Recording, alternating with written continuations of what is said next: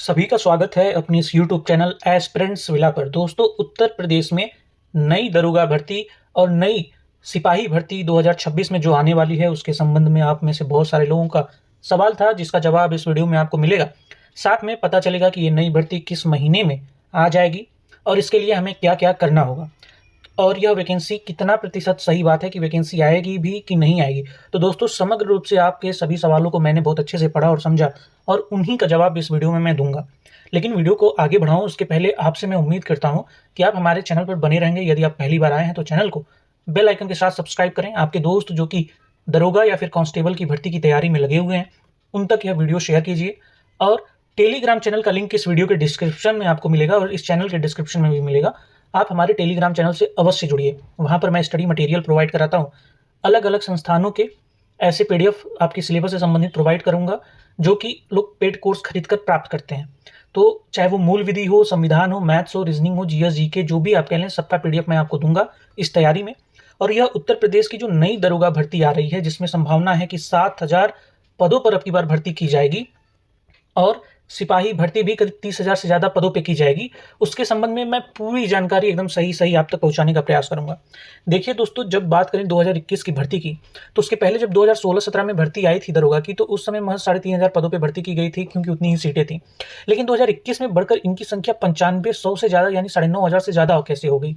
जबकि 2011 में भी आई थी वैकेंसी, उसके 5-6 साल बाद 2016-17 में आई, फिर 2016-17 में आई तो सिर्फ 3,000 आई थी। लेकिन फिर उसके बाद से 2016-17 के बाद जब 2021 में आई तो सीधे 9,500, सोचिए कितना ज़्यादा, 3 गुना ज़्यादा भर्ती आ गई। और फिर उसके बाद से फिर 5 साल बाद या साढ़े 4-5 साल बाद जो 2025 में भर्ती आई थी, जिसका एग्ज़ाम मार्च 2026 में 2 पालियों में, मतलब 4 पालियों में 2 दिनों में कराया गया था। इसमें सिर्फ 4,500 भर्ती थी। तो ऐसा इसमें क्या किया गया था, सोचिए। दरअसल बात ये है कि हमें पता है कि 2027 में चुनाव होने वाला था।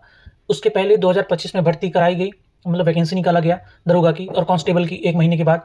फिर उसके बाद से सरकार के मन में कहीं न कहीं पहले से योजना होती है। सरकार अचानक से कोई काम नहीं करती। वो साल, 2 साल, 3 साल, 4 साल पहले ही अपनी योजना को लेकर चलती है कि आगे हमें क्या-क्या करना है। तो उसके मन में यही था कि भाई हम दोबारा फिर से भर्ती देकर बच्चों को अचंभित करेंगे और इसी को ध्यान में रखते हुए उत्तर प्रदेश में नई दरोगा भर्ती जो है 2026 में हमें फिर से देखने को मिलेगी। यहाँ पर हम देख रहे हैं कि करीब 7,500 या 7,000, 8,000 के आस-पास यह भर्ती आएगी। हालाँकि मैंने यहाँ पर 7,000 ही बस लिखा है। यह भर्ती पहले भी दी जा सकती थी, लेकिन चुनाव माहौल होने की वजह से इस भर्ती को 2 हिस्सों में बाँटा गया, जिससे लगे कि सरकार जो है बहुत बार जो है वैकेंसी निकाल रही है, बच्चों को बार-बार मौका दे रही है। और हालाँकि हमने देखा कि भर्ती में बच्चे थोड़े असंतुष्ट थे, जिस प्रकार से प्रश्न पूछा गया था, पैटर्न में जिस प्रकार से बदलाव हुए थे। हालाँकि ऐज रिलैक्सेशन भी मिलने की पूरी पॉसिबिलिटी है, क्योंकि जभी भी यह भर्ती आएगी तो बच्चे ऐज रिलैक्सेशन माँगेंगे और चुनावी माहौल है, बच्चों को खुश करना है, सरकार का कुछ जाएगा नहीं, इसलिए वो ऐज रिलैक्सेशन दे भी देंगे, लेकिन पहले हमें डिमांड करना होगा उसके लिए। भर्ती आएगी, ऐज रिलैक्सेशन मिलेगा, फिर से बच्चों को मौका मिलेगा, लोग एग्ज़ाम देंगे। लेकिन एग्ज़ाम जो है दोस्तों, या तो चुनाव के पहले हो जाएगा या फिर चुनाव के बाद ही होगा। पूरी पॉसिबिलिटी है कि चुनाव के बाद हो, लेकिन भर्ती चुनाव के पहले आ जाएगी। और जहाँ तक आचार संहिता की बात है, तो दोस्तों आचार संहिता लगने पे नई भर्ती नहीं आती है। लेकिन आचार संहिता के पहले अगर कोई भर्ती आ गई है, तो फिर उसके बाद से उसका एग्ज़ाम आचार संहिता के बीच में कराया जा सकता है। उस आचार संहिता का एग्ज़ाम से कुछ लेना-देना नहीं होता है। तो यह पूरी पॉसिबिलिटी है कि भाई दरोगा की भर्ती सबसे पहले आएगी, क्योंकि सबसे पहले दरोगा की भर्ती आई थी, फिर उसके बाद से होमगार्ड, फिर कांस्टेबल आया था। ठीक वैसे ही अब की बार भी सबसे पहले दरोगा की भर्ती आएगी, फिर कांस्टेबल की भर्ती आएगी।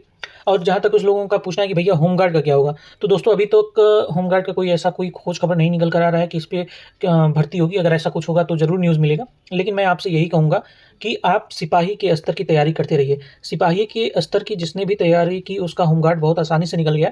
लेकिन वहीं पे जो बच्चे दरोगा के स्तर की तैयारी किए हुए हैं, उनका सिपाही भी निकला है, उनका होमगार्ड भी निकला है और भी एग्ज़ाम उनके बड़े आसानी से निकल जाएँगे, क्योंकि दरोगा का जो परीक्षा है, उसका एक अच्छा खासा लेवल होता है। जो उस लेवल की तैयारी कर लेता है, उसका मैथ, रीज़निंग, जीएस, हिंदी सब कुछ एकदम मजबूत हो जाता है। और दोस्तों मैं एक बात बता दूँ कि हमारा टेलीग्राम चैनल हमारे इस यूट्यूब चैनल के नाम से है, एस्पिरेंट्स विला के नाम से, आप उसे जॉइन कर लीजिए अभी।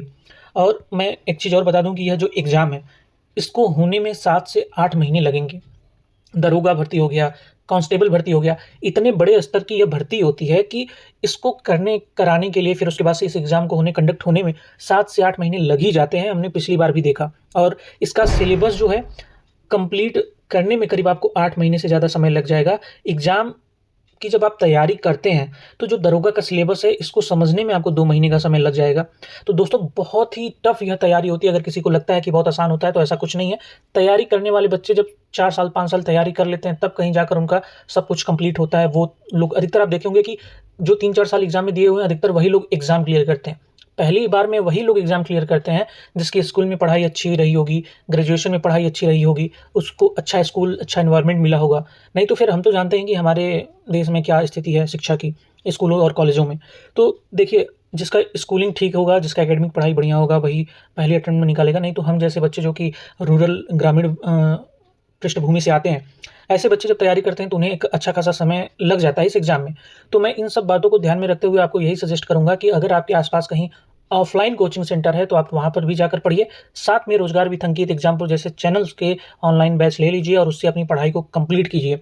और कोशिश कीजिए कि जल्दी से जल्दी सिलेबस को कवर करें। जब एक बार आप सिलेबस कंप्लीट कर लेते हैं, तो आपको समझ में आता है कि हाँ, पूरा क्या पढ़ना होता है, इस पढ़ाई में क्या-क्या चीज़ें होती हैं।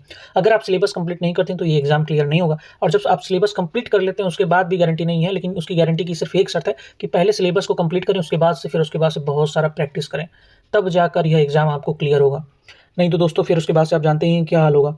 और ये बात कन्फ़र्म है एक तरीके से आप तैयार रहें कि यूपीएसआई की नई भर्ती आ रही है, यूपी कांस्टेबल की भी नई भर्ती आ रही है और अब की बार बम्पर पदों पर भर्ती आएगी। लेकिन इनकी समग्र तैयारी के लिए ज़रूरी है कि आप सबसे पहले हिंदी उठाएँ पढ़ने के लिए। हिंदी पढ़ें सबसे पहले, फिर उसके बाद से रीज़निंग पढ़ें, चाहे वो कांस्टेबल हो या फिर दरोगा, इन दोनों की इम्पोर्टेंस इस एग्ज़ाम में बहुत ज़्यादा है। बहुत जल्दी समझ में भी आ जाते हैं और बहुत सारा नंबर देकर भी ये जाते हैं। बहुत आसानी से आप क्वेश्चन को सॉल्व भी कर पाते हैं कम समय में। उसके बाद संविधान पे भी विशेष तरीके से फ़ोकस कीजिएगा, खासकर यूपीएसआई में संविधान में जीएस में अगर 40 प्रश्न पूछा जा रहा है, तो 16 से 22 सवाल यहीं सीधे संविधान से पूछ लिए जाते हैं। तो सोचिए, आपने सिर्फ़ संविधान पढ़ा, अच्छे से डेप्थ में पढ़ा, आपका ये कंप्लीट हो गया। फिर उसके बाद से थोड़ा-सा हिस्सा जीके में मान लेते हैं, जैसे कि इकोनॉमी हो गया, ज्योग्राफी हो गया, हिस्ट्री हो गया और फिर उसके बाद से आपका साइंस एंड टेक या एनवायरनमेंट हो गया, ऐसी चीज़ें होती हैं, स्टैटिक जीके हो गया। तो ये सब जीएस के पार्ट्स हो जाते हैं और थोड़ा करंट अफेयर के 2-4 टॉपिक आपको तैयार करने होते हैं, तो आप समझ लीजिए कि आपकी समग्र तैयारी जीके जीएस में हो गई होती है। और मैं बता दूँ कि अपने इस यूट्यूब चैनल एस्पिरेंट्स विला पर मैं आपके एग्ज़ाम से रिलेटेड रोज़ाना वीडियो लेकर आऊँगा कि क्या पढ़ना है, कितना पढ़ना है, कैसे तैयार करना है, अपनी पढ़ाई को कैसे मुकम्मल करना है और भी जो भी जानकारी होगी, जिससे कि आप मोटिवेटेड रहें, आप अपने एग्ज़ाम में बने रहें, अपने एग्ज़ाम को रोज़ाना रेगुलर आप पढ़ाई करते रहें।